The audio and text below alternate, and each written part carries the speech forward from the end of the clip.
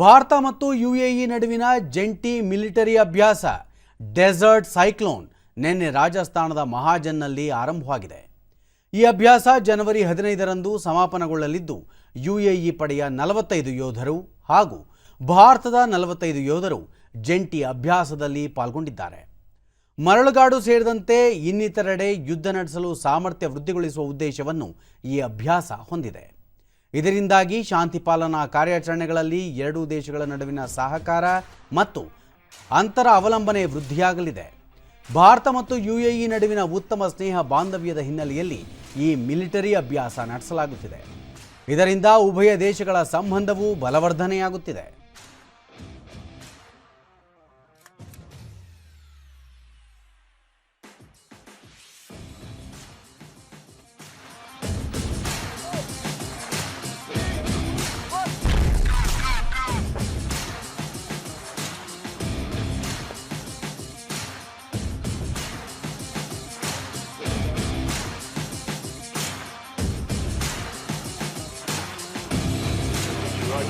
My big episode.